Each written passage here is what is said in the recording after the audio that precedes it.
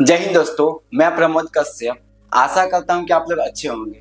आज हमारा 75 Hardy challenge का 20वां दिन है। हमने अभी तक बहुत सारे ऐसे टॉपिक पे चर्चा किए हैं जो सोसाइटी और स्टूडेंट से संबंधित था। आज 5 जून है और आज वर्ल्ड इन्वायरमेंट डे है, मीन्स विश्व पर्यावरण दिवस है। तो आज का जो वीडियो होगा कहीं ना कहीं इसी से संबंधित होगा। थोड़ा सा एक अवेयरनेस वीडियो होगा जिससे हम यह समझ सकते हैं कि जो पेड़ पौधे हैं, जो हमारे इन्वायरमेंट है, वो हमारे लिए कितना महत्वपूर्ण है। इसके साथ साथ हम यह भी जानेंगे कि हम कैसे अपने इन्वायरमेंट को बचा सकते हैं। तो सबसे पहली बात कि इन्वायरमेंट हमारे आसपास की जो भी नेचुरल रिसोर्सेस है वो कहीं ना कहीं हमारे डे टू डे लाइफ को बहुत ज्यादा इजी बनाता है। जैसे अगर हम एक वृक्ष की बात करें तो एक वृक्ष से हमें अनेकों लाभ होते हैं। पहला, जो भी वृक्ष होता है वो हमें ऑक्सीजन देता है और CO2 मतलब कार्बन डाइऑक्साइड को गेन करता है। इससे तो क्या हुआ कि हमें एक ऑक्सीजन मिला और विदाउट ऑक्सीजन हम कभी भी जीवित नहीं रह सकते हैं। उसके अलावा अगर हम वृक्ष के और भी लाभ को देखें तो कुछ ऐसे भी वृक्ष होते हैं जो हमें फल देते हैं। इसके साथ साथ वो हमें छाया देते हैं और जब एक वृक्ष का लाइफ खत्म हो जाता है तो हम उसके लकड़ी को विभिन्न चीजों में यूज करते हैं, जैसे फर्नीचर को बनाने में, उसके बाद जलावन के रूप में भी यूज करते हैं। तो कहीं ना कहीं एक वृक्ष जो होता है वो उसका तो एक अपना इम्पोर्टेंस है ही, उसके अलावा वो हमें बहुत सारे ऐसे संसाधन भी देते हैं। इसके अलावा अगर हम कुछ और चीजों की बात करें जैसे पर्वत, नदी, झरना, यह कहीं ना कहीं क्या करता है कि जो हमारा वातावरण है उसको संतुलित रखने का प्रयास करते हैं। इसके अलावा बहुत सारे जो हमारे पशु पक्षी होते हैं उनका भी अपना एक महत्वपूर्ण योगदान होता है हमारे वातावरण के लिए। इसके अलावा अगर हम बात करें कि अभी हम किस ओर जा रहे हैं तो अगर अभी का तापमान देखें तो अत्यधिक ज्यादा बढ़ गया है। इसके पीछे कई सारे कारण हैं, बट उसमें से एक कारण यह भी है कि जो मानव का हस्तक्षेप है वो प्रकृति में ज्यादा हो रहा है। आज क्या होता है कि हम अपने लाभ के लिए या अपने निजी स्वार्थ के लिए हम पर्यावरण में हस्तक्षेप कर रहे हैं और उन संसाधनों का अंधाधुंध यूज कर रहे हैं, जिससे कहीं ना कहीं क्या हो रहा है, एक असंतुलन बन रहा है पर्यावरण और हमारे बीच, जिसकी वजह से बहुत सारे जो प्राकृतिक घटनाएं हैं वो भी हो रहे हैं। जैसे अगर हम गर्मी की बात करें तो आज क्या है कि इतना ज्यादा गर्मी क्यों हो रहा है, कहीं ना कहीं इन सब रीजन से ही गर्मी हो रहा है। इसके अलावा अभी जो है बहुत सारे फैक्ट्री बन रहे हैं और वो जो फैक्ट्री है वो बहुत सारे ऐसे गैस प्रोड्यूस करते हैं जिससे कहीं ना कहीं क्या होता है कि जो ग्रीन हाउस इफेक्ट है वो बढ़ता है, ग्लोबल वार्मिंग बढ़ रहा है। उसके अलावा जो हमारा ओजोन लेयर है उसको भी कहीं ना कहीं हानि पहुंच रहा है। अगर हम बहुत सारे पौधे को लगाए तो क्या होगा कि जो भी वाहन से प्रदूषित हवा निकलती है उसको वो क्या करता है, गेन करता है और उसके बदले में वो क्या करता है, ऑक्सीजन को रिलीज करता है। तो कहीं ना कहीं क्या कर रहा है, एक बैलेंस बनाने का प्रयास कर रहा है। लेकिन जितना ज्यादा हम पेड़ को काट रहे हैं यह जो समस्या है उतना ही ज्यादा बढ़ रहा है। लेकिन इसमें सिर्फ एक पेड़ फैक्टर नहीं है। आज हम क्या कर रहे हैं, अपनी सुविधाओं के लिए AC, फ्रिज, इन सभी चीजों का भी प्रयोग कर रहे हैं, जिनसे क्या होता है CFC क्लोरोफ्लोरोकार्बन निकलता है, जिससे क्या होता है कि जो हमारा ओजोन लेयर है उसको हानि पहुंचता है।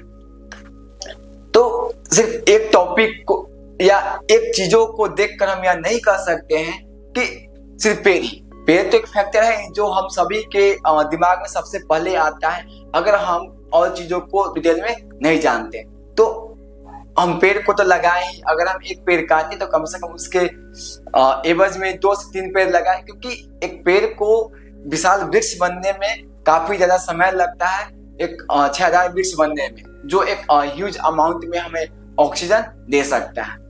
इसके अलावा अगर हम और चीजों को ध्यान दें तो क्या होता है कि जो भी हमारा नेशनल हाईवे बनता है उसके बीच में भी कहीं ना कहीं पेड़ों को लगाया जाता है। मगर हम क्या करते हैं कि हम उन पेड़ों को या तो नष्ट कर देते हैं या उस पेड़ को उखाड़ कर अपने घर पे लगा देते हैं।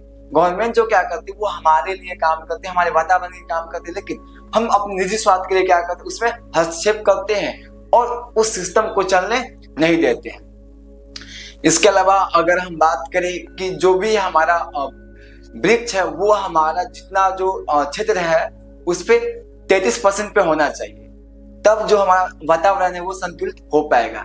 लेकिन अभी क्या है, सिर्फ 22% भूभाग ही है जहां पर वृक्ष है।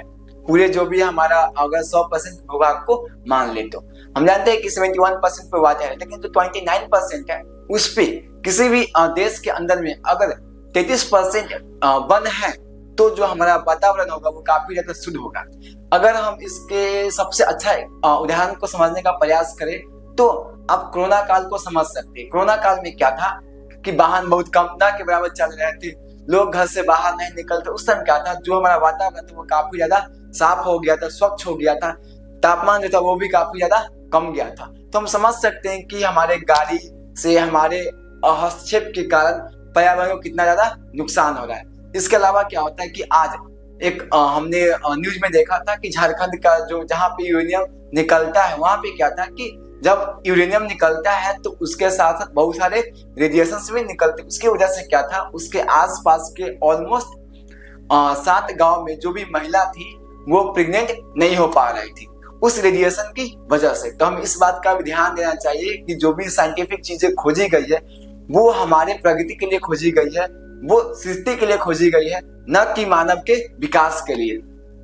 उस संसाधन का हमें क्या फायदा जिससे किसी महिला को या किसी पुरुष को हानि हो। हाँ, हमें इस बात का ध्यान देना चाहिए कि जब भी हम कोई संसाधन को निकालते हैं जो उसमें मजदूर काम कर रहे हैं, हम उनकी भी सुरक्षा को ध्यान में रखें। इसके अलावा जो भी आज संसाधन हम यूज करते हैं उसको हम 2 चीजों में यूज कर सकते हैं। पहला सृष्टि के रूप में जिससे हम कोई चीज बना रहे हैं, दूसरा विनाश के रूप में किसी को हराने के लिए, किसी को खत्म करने के लिए। आज क्या होता है कि एक होड़ आ गया है कि हम क्या करें, पूरे विश्व पर राज करें। इसकी वजह से क्या हुआ है कि हम बहुत सारे नए नए इन्वेंशन करते जा रहे हैं जिससे काफी ज्यादा प्रॉब्लम होता है हमारे वातावरण को। इसके अलावा अगर हम बात करें कि हम कैसे बचा सकते हैं तो हम एक अवेयरनेस फैला सकते हैं कि जितना ज्यादा हो सके अगर हमें पास में जाना तो हम बाइक का यूज ना करें, हम पैदल भी जा सकते हैं, हम साइकिल का भी यूज कर सकते हैं। इसके साथ साथ हम पेड़ पौधा लगाएं। अगर आपके पास बहुत ज्यादा जमीन नहीं है तो भी आप छोटे छोटे पौधों को भी लगा सकते हैं। जैसे उदाहरण के रूप में देखें तो हमने इस पौधा को लगाया, इससे क्या है कि बहुत कम जगह घेरेगा और क्या होगा कि जितना कम अमाउंट ही देगा ऑक्सीजन देगा, इसके साथ आपका जो घर है उसकी भी सुंदरता को बढ़ाएगा। तो आप ऐसे भी पेड़ पौधों को लगा सकते हैं अगर आपके पास ज्यादा जमीन नहीं है तो। इसके अलावा लगाने से ज्यादा जरूरी है उसको बचाना और उसको नहीं काटना, क्योंकि अगर आप काट रहे हैं तो लगाना जरूरी है, लेकिन अगर कोई वृक्ष अभी जिंदा है तो आप उसे किसी फर्नीचर के लिए या कुछ पैसे के लिए उसे ना बेचे, उसे ना काटे। क्योंकि अगर ऐसे ही हम काटते जाएंगे तो जो भी 22% अभी बचा हुआ है वन वो भी धीरे धीरे क्या होगा, कम जाएगा। उसके अलावा अगर हम बहुत सारे ऐसे राज्य की बात करें जैसे लद्दाख, तो क्या हुआ कि उसमें जो भी सरकार है वो अपने निजी लाभ के लिए या हमारे देश के विकास के लिए क्या करे, वहां पे जो संसाधन है उसका यूज करना चाहते हैं, जिससे क्या होगा कि वहां पे बहुत सारे ऐसी प्राकृतिक आपदाएं भी आ सकती है जो मानव के द्वारा किया जाएगा। जैसे लैंडस्लाइड, हमने अक्सर सुना है कि लैंडस्लाइड हो जाता है जिसकी वजह से क्या होता है कि कोई गांव या कोई पर्टिकुलर जो रोड होता है वो सब धंस जाता है, कोई ब्रिज जो है वो दब गया। तो कहीं ना कहीं क्या होता है कि हम जितना प्राकृतिक चीजों में हस्तक्षेप करेंगे प्रकृति उतना ही दुगना रूप में हमसे बदला लेगी। प्रकृति कभी भी हमसे बदला नहीं लेना चाहती है, लेकिन वो हमें बताती है कि जो प्राकृतिक संसाधन है उसमें मनुष्य का कोई अधिकार नहीं है, कोई उस पे हक नहीं है, उसको अपने मुताबिक रहने दे। हाँ, और जब आवश्यकता पड़े, जब वो खत्म हो गया है, तब हम यह करें कि हम उन चीजों को यूज करें अगर आवश्यकता वो चीज खत्म हो गया है। जैसे अगर एक वृक्ष सूख गया है या वो किसी कारणवश गिर गया है, तब हम उस वृक्ष का यूज करें अपने फर्नीचर को बनाने के लिए। तो आज के लिए इतना ही। आशा करता हूँ कि आपको वीडियो अच्छा लगा हो, और अगर आप चाहते हैं कि ऐसे ही हम कुछ और वीडियो बनाए किसी और टॉपिक पर, तो आप कमेंट बॉक्स के माध्यम से हमें वो टॉपिक बता सकते हैं। तो आज के लिए इतना ही। जय हिंद।